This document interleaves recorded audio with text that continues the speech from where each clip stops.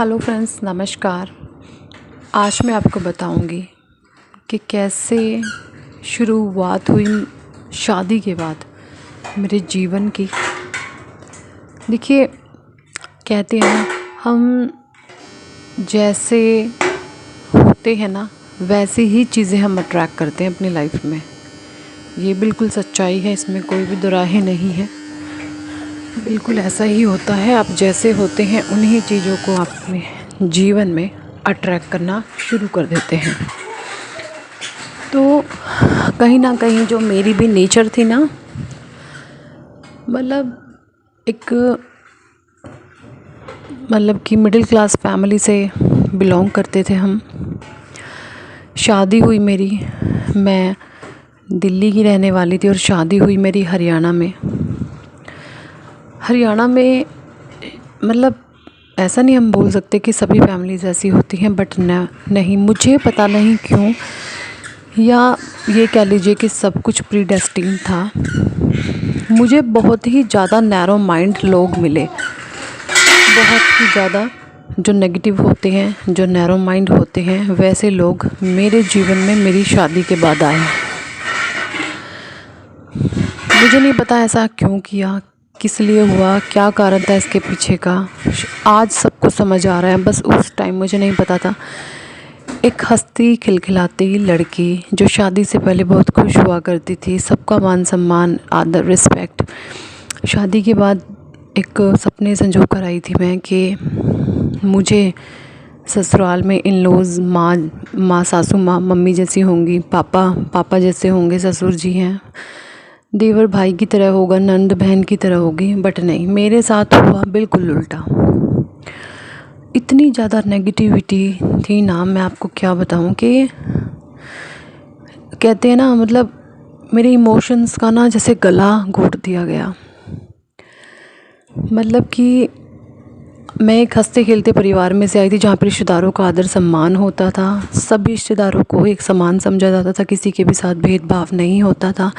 चाहे वो मेरी भाभी के घर वाले हों, या वो मेरी माँ के घर वाले हों, या फिर हमारे घर से मेरे पापा के रिश्तेदार हों, या भाई के रिश्तेदार हों, सभी रिश्तेदारों को एक समान समझा जाता था। दिल खोलकर सबका आदर सम्मान, रिस्पेक्ट सबकी की जाती थी। बट जब मैं ससुराल में आई, मुझे यहाँ पर बहुत कुछ अजीब लगा। अजीब ये लगा कि यहाँ पर जो मेरी इन-लॉज़ फैमिली थी, इन-लॉज़ फैमिली सिर्फ़ और सिर्फ अपने ही रिश्तेदारों को महत्व देती थी। सिर्फ़ और सिर्फ उन लोगों को जो इनसे डोमिनेट हो जाते थे, इनके दबाव में रहते थे, सिर्फ़ उन्हीं रिश्तेदारों को ये तवज्जो देते थे और रिश्तेदारों से ये कन्नी काट लेते थे। अब देखिए, मैं भी मिडिल क्लास फैमिली थी, और मिडिल क्लास फैमिली में ही, बल्कि ये कह लीजिए मिडिल क्लास में भी आप कोई है ना सेक्टर्स आते हैं, तो थोड़े से मेरी फैमिली से थोड़े से ये नैरो माइंड थे। थोड़ी सी सिचुएशन भी थोड़ा सा कम थी, ज़्यादा भी नहीं, थोड़ी बहुत, मतलब कि बैलेंस थोड़ा सा ये लगा लो, जो 100 और 75 का।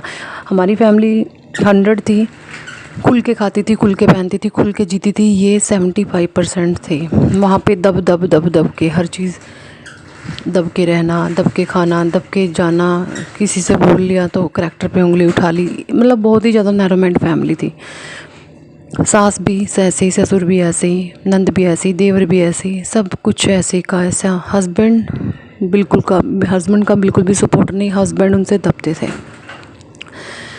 हुआ यूँ कि मैं इनकी नेगेटिविटी का शिकार होती चली गई।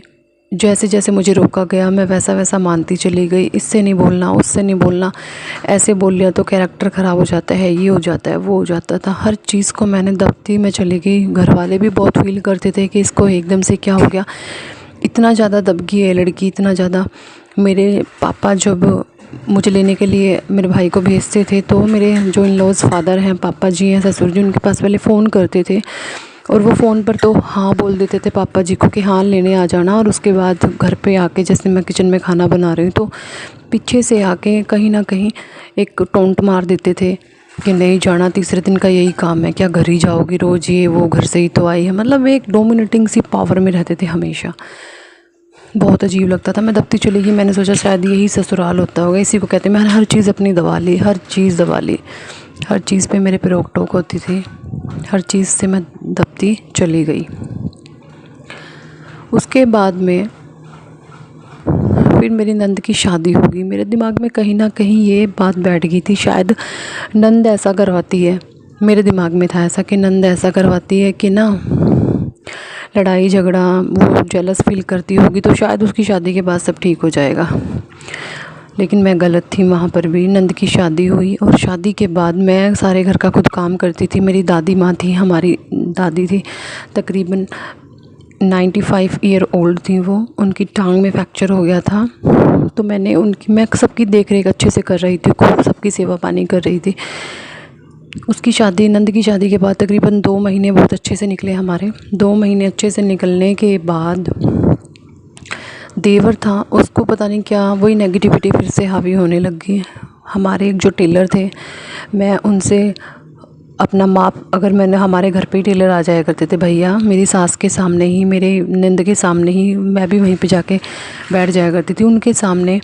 अगर मैंने उनको ऐसे भी बोल दिया ना, भैया मेरा ये वाला डिज़ाइन ले जाओ आप, तो देवर जो था ना, बहुत ही नैरो माइंड था, कैरेक्टर पे उंगली मेरे उठा दिया करता था। और इससे कैरेक्टर पे उंगली मेरे उठा दिया करता था, और इससे हुआ यूँ, मैं इनकी इतना ज़्यादा मैं देवर की नेगेटिविटी का शिकार हो गई कि मुझे ऐसे लगने लग गया कि हाँ ये लोग सही हैं। कैरेक्टर पता नहीं यार, मैं तो बहुत ज़्यादा इन लोगों के बीच में से मैं दबती चली गई। अंत रिज़ल्ट ये निकला, एक बार जम के मेरे घर वालों की और इनकी बहुत ज़्यादा तू मैं हो गई। बहुत लड़ाई झगड़ा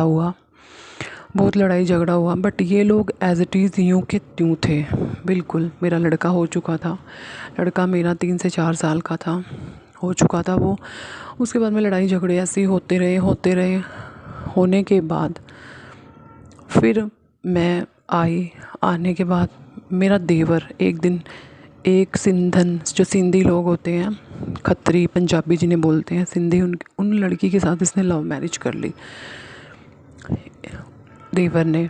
अब जैसा ये मुझे बनाना चाहते थे ना, लड़ाई झगड़े के बाद जब मैं घर से आई, मैं वैसी बन चुकी थी। वही नैरो माइंड, किसी को देख के डर के भाग जाना, किसी से ज़्यादा ना बोलता, एकदम दबी सहमी सी, देवर के भी सामने डर के रहना, ससुर के भी सामने दब के रहना। इस तरीके से मैं दबी सी रहने लगी, और यही नेचर मेरा बन गया था बिल्कुल। 7 साल तक ठोक पीट के इन्होंने मुझे इस सांचे में डाल दिया था, दबे हुए नेचर में। अकेली मैं कभी अपने गेट पर भी नहीं खड़ी होती थी, यकीन माने। अकेली मैं अपने घर के गेट पर भी खड़ी नहीं होती थी, बाहर जाना तो बहुत दूर की बात है। और मैं, ऐसा नेचर मेरा बनता चला गया। जब ये सिंधी लड़की को भगा कर लेके आया मेरा देवर, भाग के इसने शादी की, इसने घर वालों को भी नहीं बताया, भाग के इसने शादी की। फिर से मेरे अंदर एक आशा की किरण जागी। और उन 7 साल के दौरान ना, मेरे हस्बैंड का नेचर ये रहा है, ना तो वो कि मेरे फैमिली की, मेरे रिश्तेदारों की इज्जत करते हैं, कभी ये कर सकते हैं मुझे। हाँ, मेरी इंट्यूशन यही बोलती है कि मेरे घर वाले, मेरे हस्बैंड हैं, बहुत ही दब्बू किस्म के हैं और बहुत डरते हैं अपने फादर से, बहुत ज़्यादा डरते हैं, थोड़े से दब्बू टाइप से के हैं हस्बैंड। तो जब ये सिंधी लड़की को देवर भगा के लाया, तो वो लड़की थोड़ा सा, ये कह लीजिए जैसा कि आजकल की लड़कियां रहती है वैसी थी। उसमें कोई कसूर नहीं मैं कह सकती। बट जब मैं इन्होंने एक दिल्ली की लड़की को, जो कि एक अच्छी खासी लड़की थी, मेरा लाइफस्टाइल बहुत अच्छा रहा है जब मैं कवारी थी, बट इन्होंने मुझे दबा के इतना, कहते हैं ना, गंवारनेस का थापा मेरे पे थोप दिया था। गांव की लड़की, गांव की बहू, कैसे चलना, कैसे उठना, कैसे बैठना, ये मतलब मुझे ठोक पीट के पूरा गंवारनेस मेरे पे थोप दी थी। और मैं बन भी गई थी। मैंने सोचा था मुझे अपना घर बसाना है, मैं वैसी बन चुकी थी। बट जब ये देवर सिंधी लड़की को भगा कर आया, शादी करके लाया, तब मेरे अंदर फिर से एक आशा की किरण जागी। मैंने सोचा ठीक है, भगवान ने मेरे लिए ही रास्ता खोला है, जो हुआ बहुत अच्छा हुआ, अब मैं भी थोड़ा खुलकर सांस लूँगी। लेकिन सिंधी लड़की की पंजाबी फैमिलीज़ आपको पता ही है, हम पंडित हैं, शर्मा हैं, और वो पंजाबन थी। उनकी फैमिली में थोड़ा ओपननेस ज़्यादा होती है, खुलापन ज़्यादा होता है। तो वो खुल के बातें करती कि भाई हमारी फैमिली में तो जेठ सौरे देव सारे इकट्ठे घूमते हैं, इकट्ठे खाते हैं, इकट्ठे बैठते हैं ना, मतलब मैं इनसिक्योर होना शुरू हो गई थी। मैं इतनी ज़्यादा इनसिक्योर हो गई थी मैं। और देखो सबसे बड़ी बात, कितनी ज़्यादा घर के अंदर पार्शलिटी, भेदभाव हो रहा था। मुझे इतना दबाया गया और उसको भगा करके लाया, और इतनी खुलेपन से वो बात कर रही हैं, उसको एक्सेप्ट कर रहे हैं प्यार से। तो मेरी फैमिली इस तरीके से मतलब इतना ज़्यादा भेदभाव दिखा रही थी ना, दौरानी को तो सब कुछ वैलिड और मुझे सब कुछ इनवैलिड। तो मुझे इनसिक्योरिटी फील होने लगी मेरे मन में ना। वो देवरानी इस नेचर से रहती थी, जो सिंधी फैमिली की लड़की थी, कि जो भैया होते हैं, जेठ जी मीन्स मेरे हस्बैंड, वो भी उनसे बोले, हंस हंस के बात करें। अरे जो जो मदर फादर अपने बेटे बहू को, यानी कि मुझे और मेरे हस्बैंड को देखकर भी अगर हम हंस के बोल रहे हैं, हमें देख के वो खुश नहीं होते, जेलस फील करते हैं। और उसी के कारण से मेरे पति उनके सामने ना मेरे से हंस के बोलते हैं, ना उठ के हंस के बैठ, मतलब अच्छा नेचर नहीं रखते हैं अपने माता पिता के दबाव के कारण। तो मैंने सोचा, जब मेरे हस्बैंड मेरे साथ तो नहीं बोलते और उनके साथ जैसा वो चाह रहे हैं वैसा कर रहे हैं, उनके साथ हंस के बोल रहे हैं, सब कुछ जैसे उसके माता पिता उसको कह रहे हैं, गाइडेंस दे रहे हैं, भाई तेरा छोटा भाई है, ये तो तुझे करना पड़ेगा, ये वो पूरे प्रेशर में आके ऐसा ऐसा कर रहे हैं। तो मुझे इनसिक्योरिटी फील होने लगी। और मैंने सोचा, मेरे अंदर इतनी सिक्योरिटी आ गई, मैंने सोचा भाई अब मेरा हस्बैंड मुझे तो ज़्यादा, मतलब डर के कारण लगा लो, कुछ भी लगा लो, मेरे साथ तो अच्छे से बात नहीं करते। और कहीं भाई मन में ये लगा लो, थोड़ा डाउट आने लग गया हस्बैंड पे भी थोड़ा, कि भाई कभी उसकी तरफ चला जाए और मैं, मतलब मेरे साथ कुछ गलत हो जाए। मैं इस तरीके से ना इनसिक्योर होने लगी। मैं अपना हस्बैंड से बहुत प्यार करती हूँ, दिल जान से। बस मैंने इसको एक चीज़ कही हुई कि मुझे ना आपसे कुछ नहीं चाहिए, बस मुझे एक पत्नियों वाली इज्जत चाहिए। वो ही ये अपने फादर मदर के कारण देने से डरता है। अब तो खैर बहुत कुछ चेंज हो गया मेरी लाइफ में, अब ऐसा कुछ भी नहीं है, बट पहले तो वो ये नहीं करते थे। मैं इतनी ज़्यादा, ये लगा लो, डिप्रेशन में जाती चली गई। वो अपनी मर्ज़ी के कपड़े पहन रही है, जीन्स पहन रही है, टॉप पहन रही है, स्लीवलेस पहन रही है, और मुझे एक पजामी होती है ना, लेगिंग पजामी, वो तक इन्होंने मुझे वैलिड नहीं किया था पहनना।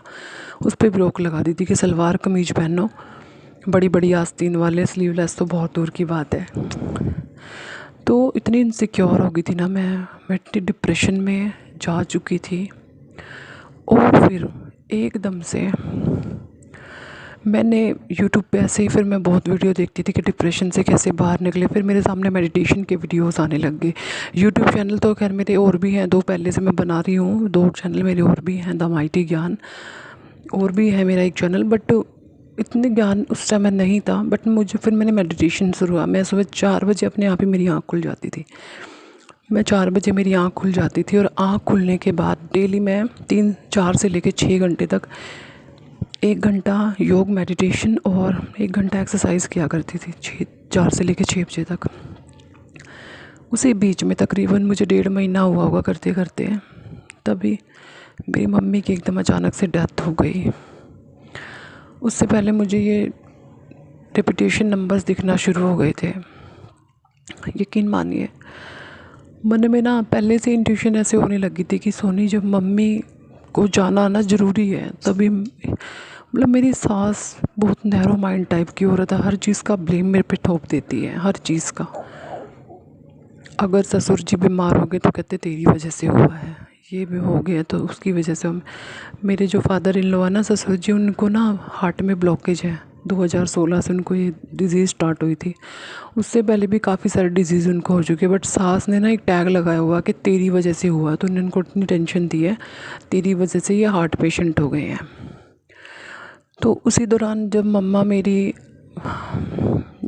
की डेथ हुई, तो उससे 1 हफ़्ता पहले जो ससुर जी हैं, फादर इन लॉ हैं, उनकी बाईपास सर्जरी हुई थी। और है मन ही मन इतनी प्रे कर रही है, परमात्मा पापा जी को ठीक रखना, पापा जी को ठीक रखना। अगर मेरे पापा जी को कुछ हो गया ना, तो मेरी सास तो मुझे जीने नहीं देगी, ये मेरे पे सारी ज़िंदगी का थप्पा थोप देगी कि इसकी वजह से ना मेरे हस्बैंड चले गए। मतलब इन्होंने मुझे इतना दबा दिया था ना, मैं हर चीज़ में अपने आप में गिल्ट फील करने लगी थी कि ये मेरे पे ब्लेम लगाएंगे। और भगवान को कुछ और ही मंजूर था, उन्होंने मेरी माँ को ही उठा लिया। या लगा लो मुझे इतना बड़ा दर्द देखे ना मेरा पैर ऊपर कर दिया कि मैं किसके ऊपर, मैं किस पे इल्ज़ाम लगाऊं कि मेरी माँ को किसने मारा है। मेरी माँ भी टेंशन में थी, जिसकी बेटी 8 साल से ससुराल में पेन में है, दर्द में है, उसको सब पता था, मेरी मम्मी को सब पता था मेरे बारे में। तो भगवान को ये मंजूर था, यही था मंजूर कि मेरी बेटी पे एक तक मुझे, मेरा नाम सोनी है, कि सोनी पे कोई कम से कम ये धब्बा ना लगाए, इस दर्द का धब्बा ना लगाए कि इसकी वजह से जो ससुर जी हैं वो बीमार हुए हैं। तो मेरी मम्मी को ही भगवान ने उठा लिया। और उस दौरान मुझे 11 111, आप याद, गाड़ी में जो नंबर मुझे, मैं मम्मी का पता लगा हमें कि मम्मी एकदम तबीयत से ख़राब हो गई, तो हम घर पे पहुँचे। गाड़ी में भी मुझे 11 दिखाई दे रहा, बार बार सड़कों पे जो गाड़ियाँ दौड़ रही वहाँ पर भी मुझे 1111 की गाड़ियाँ सब दिखाई दे रही। और मैं एकदम से, सब मेरी इंट्यूशन मुझे बता रही है, सब इंट्यूशन मतलब अंदर से मुझे अंतरात्मा मेरी बता रही है कि सोनी तेरी मम्मी बचने वाली नहीं है। और भगवान है ना, पापा को ठीक कर देंगे तो तेरी मम्मी नहीं बचने वाली, ये धब्बा तेरे पे लगने नहीं देगा भगवान, कि तू ससुर जी को ये हो गया वो हो गया, तेरी वजह से सास मुझे कुछ नहीं बोल सकती, क्योंकि भगवान मेरी मम्मी को ही पहले ले जाएंगे तो मैं ये कहने लायक हो जाऊंगी कि मेरी माँ को किसने मारा, मेरी माँ किस दर्द में थी, तुमने मेरी माँ को इतनी टेंशन दी, आपकी लड़की को इतना तंग करा, परेशान करा, इस सब के लिए। तो उस दौरान मुझे एकदम से ये रेपिटेशन नंबर दिखना शुरू हो गए थे। तब मुझे फ़ील होने लगा कि सोनिया अब तेरे जीवन में एक बदलाव आने वाला है, अब तेरे जीवन में एक स्ट्रेंथ आने वाली है। आप यकीन मानिए 2 महीने रेगुलर मेरी आँख अपने आप सुबह 4 से 5 बजे खुल जाती थी, वरना कहाँ खुलती, एकदम से अपने आप मेरी 4 से 5 के बीच में आँख खुलती थी। और 4 से 6 बजे तक मुझे 2 घंटा योग मेडिटेशन करना ही करना है, एक्सरसाइज करनी ही करनी है। उस दौरान मेरी स्पिरिचुअल अवेकनिंग हुई, मुझे अपनी अंतरात्मा का एहसास हुआ। आज मैं हर चीज़ मैं जिस चीज़ों में मैं डरती थी, कहने से डरती थी कि कोई बुरा मान जाएगा, ये मैं अपने आप को दबाती थी, बट दूसरों को बुरा ना लगे उस बात को चुप कर जाती थी। बट अब मैं ऐसी नहीं हूँ, गलत को गलत, सही को सही कहती थी। मेरे अंदर इतनी स्ट्रेंथ आ गई, इतनी पावर आ गई है कि अब मैं कुछ भी गलत चीज़ें बर्दाश्त नहीं करती। जो हस्बैंड जहाँ थोड़ा बहुत गलत करते हैं किसी दबाव के कारण, उनको बोल देती हूँ, लॉज गलत करते हैं उनको बोल देती हूँ। अंदर से एक स्पिरिचुअल स्ट्रेंथ मेरे अंदर आ गई है। यूट्यूब से भी मेरी अच्छी खासी अर्निंग हो जाती है, तो अब मुझे किसी भी चीज़ का डर, भय, टेंशन, डर कुछ भी नहीं है। हर चीज़ से मैं अपने आप को हैप्पी फील करती हूँ और धन्यवाद करती हूँ उस परमात्मा का। वो दिन ब दिन मेरे माइंड की ग्रोथ, मेरी स्पिरिचुअल ग्रोथ, मेरी माइंड, बॉडी, सोल को उसने मेंटेन किया, मेरी तीनों चीज़ों को बैलेंस बनाया, मैंने अपने आप में बैलेंस रखा, अपने जीवन में मैंने इतना परिवर्तन कराया ना। मैं सोचती हूँ जैसे मैंने अपना बदला जीवन है, अपना जीवन बदला है, कितनी और भी मैंने पता नहीं कितनी चीज़ों को तो स्किप कर दिया, ध्यान नहीं रहता, बताना भूल जाती हूँ।